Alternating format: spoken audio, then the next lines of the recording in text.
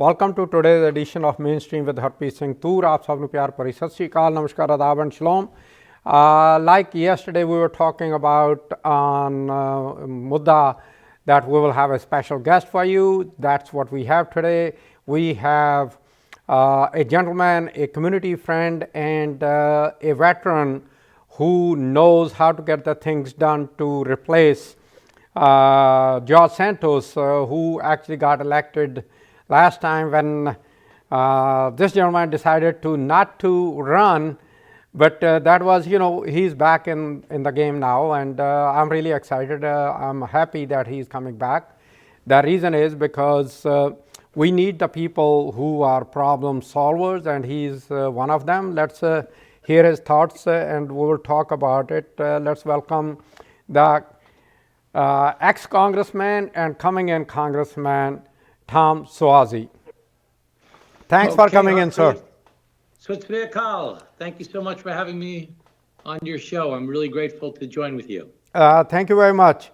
Before I start, let me, let the viewers hear, your ideas about the Congress. We know Congress is dysfunctional right now. And you tried to work previously with, Congressman King. We knew that he was to the other extreme, but still you were able to rope him in and do not only an op-ed, but work with him. So in looking at today's congressional deadlocks, we, as myself as a person who is hosting, but also the viewers, they would like to hear your thoughts on that. Well, Congress is a mess. I think everybody's sick and tired of all the fighting that's going on. And when I was in Congress previously, I was the vice chairman of the Problem Solvers Caucus. 25 Democrats, 25 Republicans. We met every single week to try and find common ground to actually solve problems. So while everybody else is yelling and screaming at each other, we're meeting with each other every week to try and figure out what can we do together. And we accomplished a lot of big things, like the infrastructure bill, which is one of the most important bills in the history of the country. The first time we did a major infrastructure bill in 40 years. It's going to help create so many jobs. It's for roads and bridges and sewer and water and airports and mass transit, the Long Island Railroad, the New York City subway system. It's just so big and so important, and it was bipartisan. We did other major bipartisan bills like the CHIPS Act. We did things for veterans. We got us through COVID, quite frankly, by being bipartisan. We would have never made it through COVID if we hadn't had the bipartisan bills that we did during the Trump administration, where we got Democrats and Republicans to work together. So I've always worked to try and build relationships on the other side of the aisle. You mentioned Peter King. I worked on Peter King with multiple bills. Now, Peter King is not endorsing me. He's not supporting me. He's a Republican. I'm a Democrat. But I've worked with Republicans throughout my career. With Peter King, we worked on trying to get the state and local tax deduction back. We worked on an op-ed piece on how to solve the immigration crisis that is so terrible right now. We need a bipartisan solution. We worked on preventing gun violence together. We worked on items just to make Long Island better, like address the water pollution in Bethpage related to the Navy Grumman plume, where I brought in tens of millions of dollars in to help clean up that pollution. So every problem we face in our country is complicated. Nothing is simple. Anybody says, why don't you just, doesn't know what they're talking about. You need people to sit down and try and negotiate common ground to solve the problems. You cannot solve complicated problems yelling and screaming at each other in an environment of fear and anger. And that's what I've dedicated my life in public service to. I'm trained as a lawyer and a CPA, but I was the mayor of my hometown for 8 years, where I first built my relationship with the Sikh community. I was the county executive of Nassau County for 8 years. I was in Congress for 6 years. And throughout that entire time, I always try to work with people, even if I disagreed with them, to find common ground to get things done to help people's lives. There was one thing very interesting which I'm going to mention here. Yeah, you mentioned 40 years, after 40 years we got infrastructure bill. A lot of people, they don't realize that in rural America, they even don't have the high-speed internet connections, which is part of this bill. And when you talk to the people, they were like, what? Because we are so much used to being in the city about all this thing. And also, there was one thing which before we go to the other topics, You know, when Sandy hit the New York, there was a big resistance from other states to provide funding to rebuild. And when the storms hit them, then they were asking, no, no, no, we have to do it collectively. So that is where you exactly fit in right now. Now, on Long Island, we have issues about because of the climate change, which Republicans were refusing to accept so far. Lindenhurst, Freeport, constantly they have the flooding. And I'm assuming that that is also on part of your agenda, even though that's south of your district, right? Well, no, but climate change and climate resiliency, because the effects are here now, we have to address as a country. And the infrastructure bill, as well as the IRA Act, had massive funding for infrastructure related to storm resistance. So that's listen, we have all these problems. Everybody's so upset about the cost of living. They're upset about the immigration crisis. They're upset about the storms. You mentioned, climate change. We see all the erosion on the beaches and the flooding, and we had that smoke come down from California, from Canada, from China this summer. We get it from China on the on the west side. Everything from China also. It travels in the air. It comes down to U.S. coast. So we have all these problems, and we look to Congress and say, well, what are you doing to help us? And too many times we just see in Congress right now, they're fighting with each other. They're trying to kick the speaker out. They can't do a budget. They're threatening to shut the government down. The Speaker of the House just said he won't negotiate a bipartisan immigration bill, which is absurd. It's the best time in 35 years to negotiate a bill. So we have to build relationships and trust, even with people we disagree with, for the good of our country and the good of our world. And that's what I'm hoping to bring back to Congress. Everybody knows that I'm not a far left person, and I'm certainly not a far right person. I'm someone who tries to work along the center lane to try and find common ground with people, to try and solve problems. That's what our country is hungering for right now. When I was driving to the studio on 1010, I heard the news, during the news I heard an ad which is being run again and again and again where they are mentioning about your stance on the ICE. I would like you to talk about it. What exactly was it, and what is going on?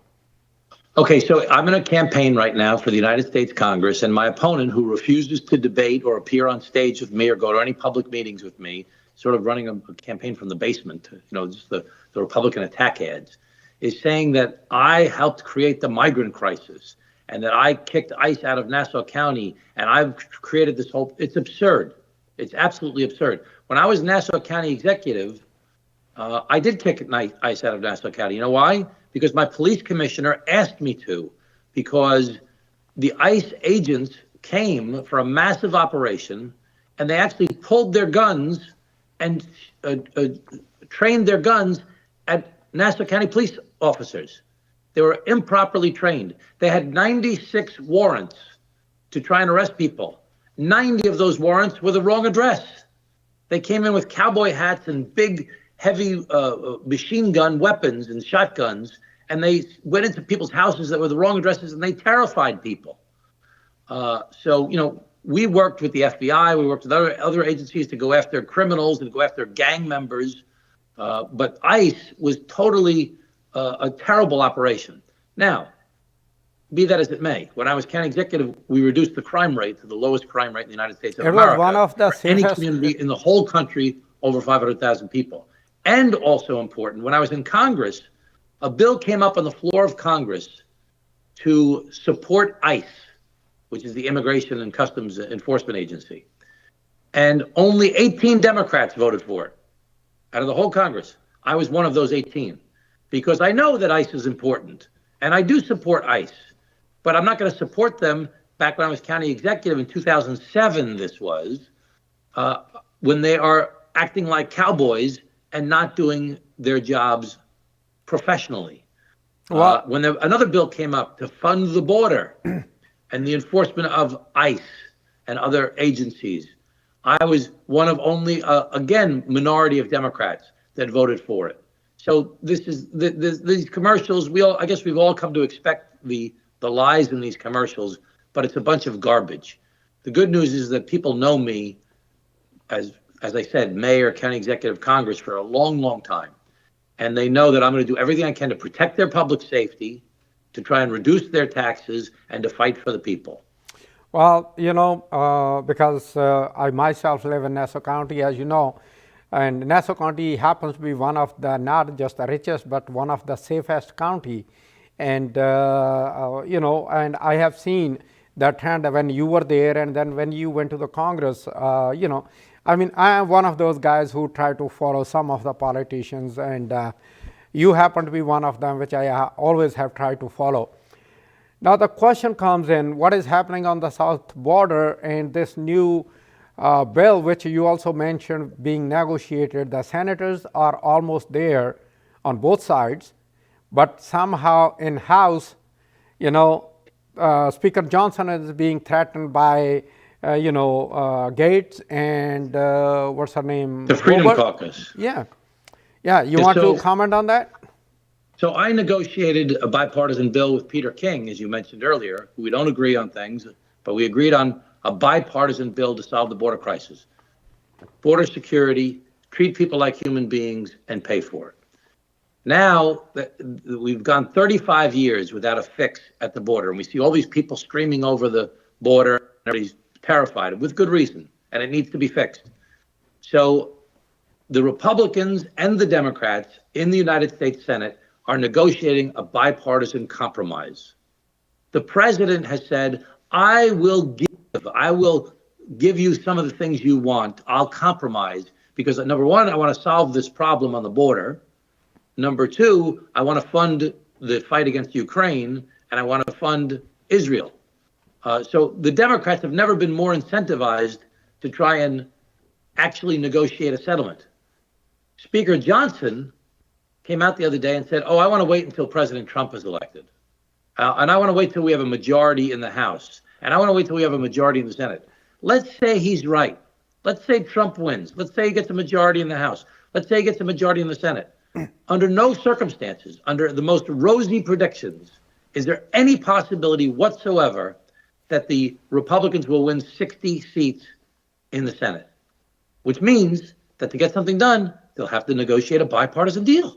Like every other time, you have to negotiate on a bipartisan basis. That's why these issues stick around for 30 or 40 years, because people don't give, they don't negotiate, and they try and use it as a political issue instead of actually solving the problem.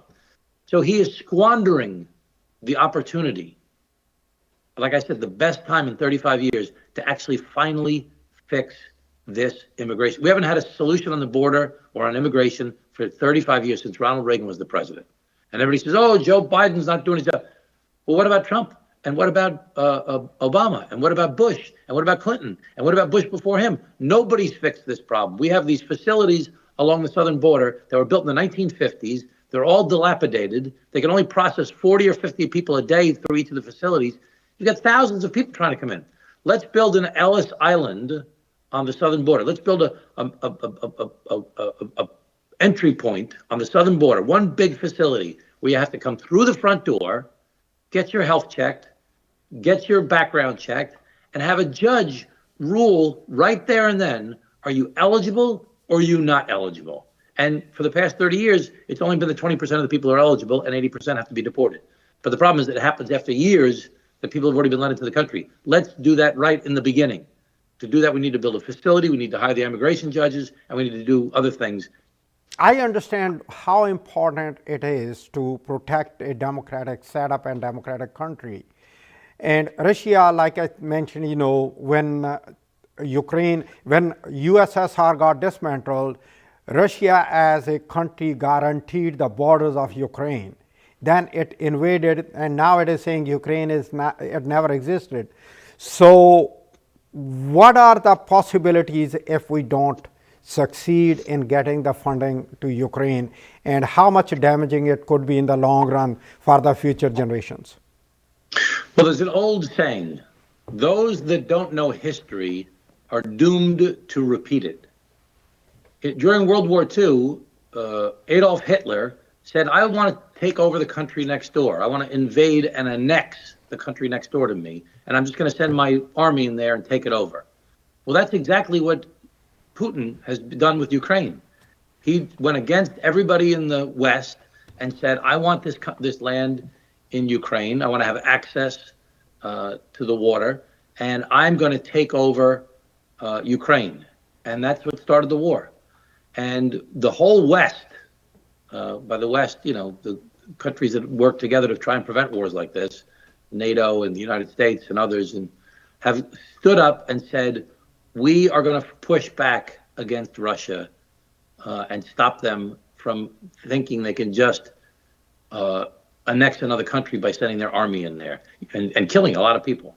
And you want to try and take over some other country. You want to try and maybe you can negotiate it and build support for it with other people and make some sort of deal together to share the ports or share the waterways.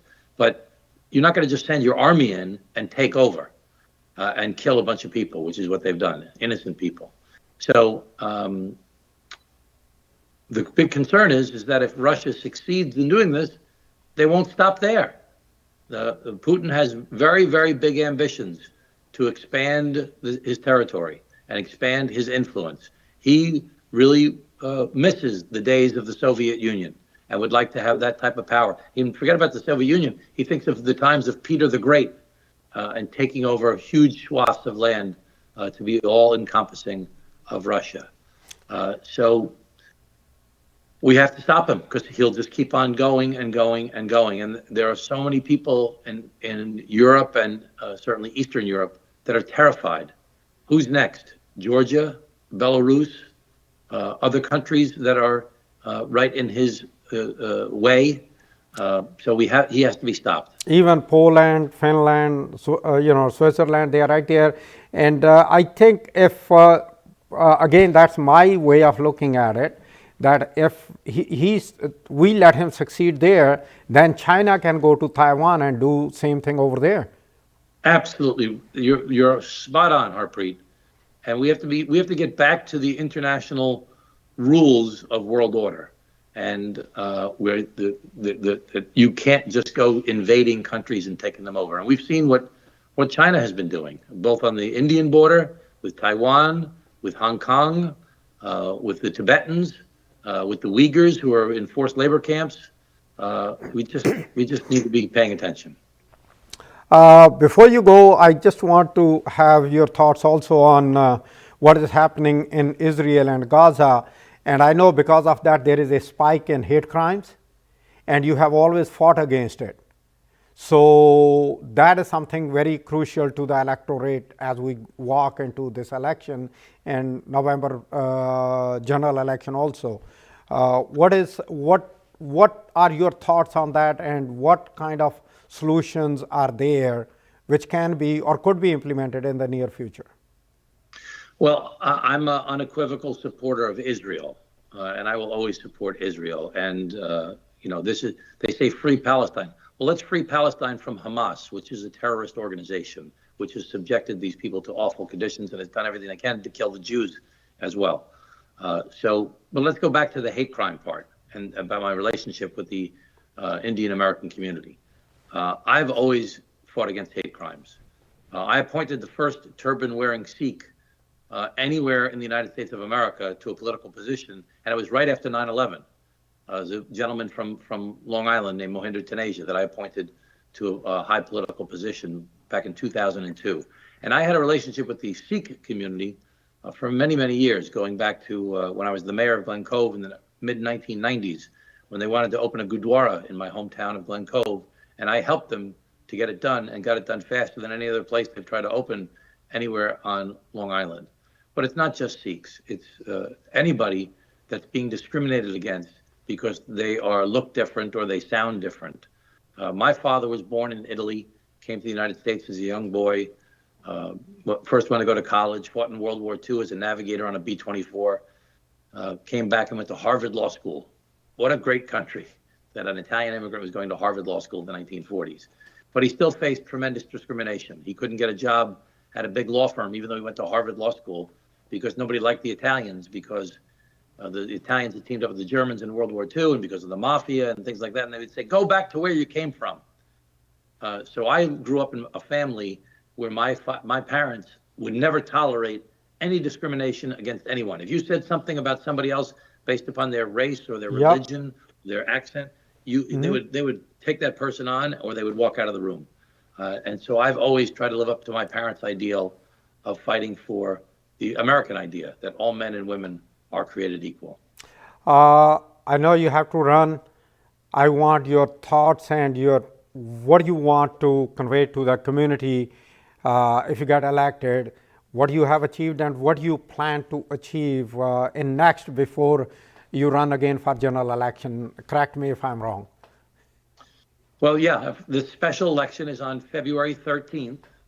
Early voting starts February 3rd. I'm asking all your viewers to please vote for me on February 3rd through the 11th in early voting, or at February 13th, which is the election day. And then I'll have to run again in November. But this is a very, very important race. People from all over the country are watching it. And I'm trained, as I said, as a lawyer and a CPA. I've been in government off and on for many years, as well as important private sector jobs. And I've gotten a lot of things done to make people's lives better. I've built buildings. I've cleaned up pollution. I've created jobs. I've stimulated the economy. I've preserved open space. I brought money back to Long Island and to Northeast Queens. I've always tried to be accessible to my constituents. Anybody who calls my office, we make sure that we treat you like a customer, that you're going to get customer service. And we're going to try and help solve the problems that you face when trying to navigate the bureaucracy of the federal government. It's not worth being in politics for the ego or for the game of the competition. It's only worth being in politics and government if you're helping people. And I want to help people the way I have throughout my career. My opponent in this race is not to be seen anywhere. She's not speaking in public. She's not debating. And after George Santos and replacing that seat where George Santos sat, it's not fair to the people if you're not being transparent. I've been very transparent, very accessible. People know me. I think they trust me. I think they like me. But now I need them to vote for me. I need people to show up and vote, early voting February 3rd or election day, February 13th. So thank you very much. I really appreciate you. One more quick question before you go. You just mentioned George Santos. You know, by having him elected where everything was hidden, why she's hiding everything? Just quick answer, if you have one. It's disrespectful to the people. People are there's an old expression, fool me once, shame on you. Fool me twice, shame on me. People don't want to be fooled again. And, you know, people, at least they know who I am. And they know I'm going to fight for them. And I'm going to work for them. My opponent, you know, got a nice sounding biography. And they're spending a lot of money on TV commercials beating me up. But we don't know what she stands on anything. She won't even say who she voted for president. I can't believe it. I mean, how are you running for office? She registered to vote for the first time in 2012. She didn't vote until 2016. Then she didn't vote in 2017, 18, or 19, and she won't even tell us who she voted for president. So I don't understand it. Anyway, okay. I hope you'll consider voting for me. Yeah, of course. You know, thanks. I can't say anything on over here, even though, you know, I'm going to later on talk about it, and I'm going to endorse at least one of you. But thanks for coming in. Thank you very much. And wish you all the best on February 13th. Thank you, my friend. Appreciate you. Thank you very much. You know, lot of time when I do show, I always say one thing, you know, when I'm sitting here, I do have my own views, my own way of looking at the things, the way I read, assess, and then make a decision. And definitely I'm not one of the George Santos guy. I'm going to share something here which actually did happen before he got elected as a congressman. I got a call from a very close friend of mine, and they were holding a fundraising, and I'm talking about Punjabi Indians, majority of them Sikhs, holding a fundraising for George Santos. And they called me, and this gentleman, he called me and he wanted me to be there. So when I asked him who is there, what's going on. And when he told me, I told him that I'm sorry, I can't be there. And I literally sat outside in the parking lot till George Santos left before I went in. Because, you know, when you have relationship with the people, you do have relationship. And if that person committed something, even though he committed it either intentionally or by mistake, you got to stand with your guy before, you know, and let him know where was the mistake. And when I went in there after that, you know, we have a little conversation, but as the things started coming out, you know, and like they say, you know, when the shit hit the roof, then he realized what I was talking about. And also there is one thing which we as voters, as an immigrant, as US citizens, we need to literally understand that it is so important that we participate in the elections and we participate honestly and sincerely. We know what's going on. We understand what's going on. There was one thing which I did not discuss with the congressman because of the time constraint. He is in the middle of the campaign. He literally, you know, Congress literally passes the budget to control the expenses everywhere, including on the border. And there has not been any investment, like the congressman said, on the border. And when anything which is broken, when it starts breaking up, you know, there is more and more and more, and that is what is happening there. And at current, when I'm talking about it, I personally am hopeful that, you know, the Congress will also, under the speakership of Speaker Johnson, will accept and pass this latest budget deal, which is being negotiated by, you know, the Senate and the President. And the Senate is this close to agree on. There is only one or two issues which needs to be sorted out. And talking at each other will never help. Talking to each other always helps. And that is what is needed. And I promise you that I'm also going to reach out to the other campaign if their candidate would like to come on the show. But also there is one more thing which I want to talk here, that when we go out there, what we should do, what we need to do, that we need to look at the person, capabilities of the person, and who is more capable of. Yes, you know, we look at, you know, what's, like they say, what's in it for me. As a community, he was great to South Asians, and I'm definite that he will be same way, the way he was. And yes, he was one of the most vocal and instrument person to get our first Gurdwara in Glen Cove, you know, to get the building authorized as a non-profit organization, as a religious place, and everything, whatever needed to be done in the town. And interestingly, Glen Cove falls in the town of Oyster Bay, and town of Oyster Bay is always, it's not easy to deal with it, like any other bureaucratic organization or bureaucratic system. Even though I personally believe that bureaucratic systems are built and maintained to not to take any decisions in haste, but still it is done. Now moving forward, you know, Iowa happened today, the New Hampshire is happening, and one of the town had 6 votes. They voted at midnight and they all went for Nikki Haley. It is going to be very interesting, you know, if Nikki Haley ends up beating Trump, even if not beating, but being very close, it's going to be an interesting race down the road, because we need to understand how this system works. The delegates are assigned based on certain number of votes which you get, and those delegates are actually your chip to negotiate the deal.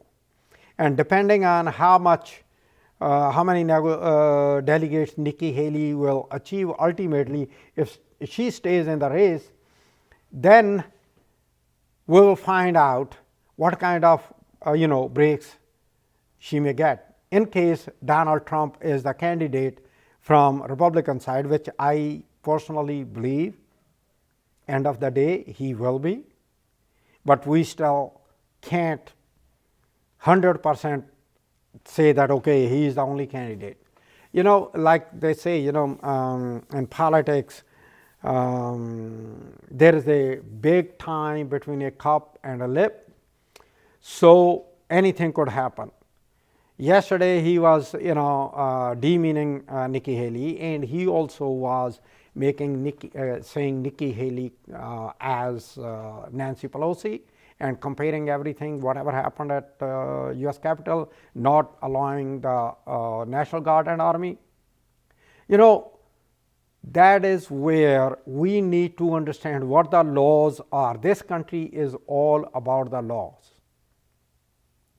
The Speaker of the House does not control the National Guards. National Guards are under the governors. Army is controlled by the President and the Chief of the Army Staff. And the Chief of the Army Staff actually has so much power that he is the one who can actually send in somebody or not send in somebody. Mike Esper was the Secretary of Army at that time, and I was reading about why he decided not to send in the Army at that time when January 6th was happening. Said, which he apparently also wrote in his book also. I don't have his book. I may get one. He said that he didn't want to do that because it definitely would have given an impression of uprising against the elected officials. Yes, I didn't get the time to speak to him about January 6th, but I promise you that after February 13, doesn't matter what the results are, I definitely will bring him back on the show, and I'm going to talk to him about those times at Capitol Hill, what was going on and what was going on in the minds of all these, including Republicans. And also, one of the Republican congressmen, he literally made a statement that his fellow Republican congressmen, they are compromised, and that's why they just follow what they are told to do, not what they should be doing and what they want to do. And when I say compromise, you understand what it means. And it is literally, for me, who came to this country as an immigrant, looking at it, dreaming about what America is feeling, smelling, and living, what the freedoms are, it really pains me to see where this country is heading. And we have to reverse this course. And believe me, it has reversed the course before also, and this time also it will happen. When would it happen? I don't know. If it happens sooner, it will be better, but if it doesn't happen sooner, then probably we will have more damage before this thing happens and comes back. So what I'm trying to say here is that this year, 2024, it's very important election-wise. Okay? Democrats do not have any primary. Republicans do. And I know we have a lot of South Asians who are registered as Republican voters. And I personally would request them that they need to go out between these two, between Trump and Nikki Haley, to pick up one as a candidate which they would prefer to run the country. The question for me is not whether ultimately Trump wins or Nikki Haley prevails. For me, the question is your vote will make the difference in making the people here understand that we, the South Asians, we take elections seriously, we participate in elections seriously, and we mean business, which means that we are here to live, we are here to not only make our lives better, but the life of every other American better than what it is today. American dream was not built by one or two people. It was built by people like you and me, sweating, working hard, and getting the things done. We had our differences. We spoke to each other. We talked to each other, not at each other, talked to each other, come to some compromise, and moved on. And I think we are heading towards that time within this year where even the Republicans, they will have to have some sort of compromises if they want to really show that during their majority in the Congress, they were able to achieve few things. Now coming to Ukraine, which I also spoke to the congressman, the question literally is not, it is not just about Ukraine being attacked by Russia. It is actually more than that. A democratic process. You know, how a country who promised to protect the border of the other country then tries to consume that country, yes, Russia is a big power, no doubt about it, have big army as compared to Ukraine. I myself am really, surprised to see how long Ukraine survived, and Ukraine could not have survived had it not gotten the support from Europe and US. And as of today, Europe has contributed almost as much as US has done. And also remember, like in our culture, especially in Punjabi culture, I'm pretty sure in other cultures too, they always say that if you are a big brother, you come with the responsibilities and you should take care of those responsibilities. Which means if you have to, bend to help somebody, you should be doing that. If you have to listen more than what you're talking, you should be doing that. And America being a big brother within the world right now, especially in democratic countries, America needs to stand with Ukraine, not only to protect the democracy in Ukraine, but also to protect the democratic process and the rule of law in other countries. And sometime, not sometime, most of the time people try to tell me that I'm against Trump. It is not about Trump. It is about the principles. It's about the rule of the law. A person who tells straight on the TV without, flinching his eye that the President of the United States should have the right to shoot and kill anybody without any consequences. Expect what could happen. That's how Hitler started. That's how the World War II started. That's how the modern system of securing, establishing the borders, and making sure that the borders are honored was established. And like when you drive, you follow the rules. If you go off the rules, you end up crashing the vehicle, getting people killed, getting yourself hurt, or getting yourself killed. Yes, if rules need to be changed, there are procedures and processes, they should be followed. And use those procedures if there is anything. You just cannot arbitrarily do it.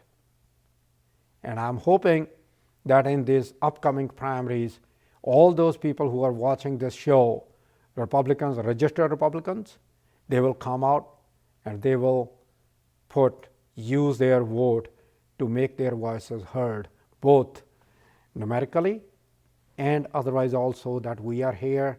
Yes, we are brown, but we are here to stay like everybody else. With that note, till next time, good night and good luck.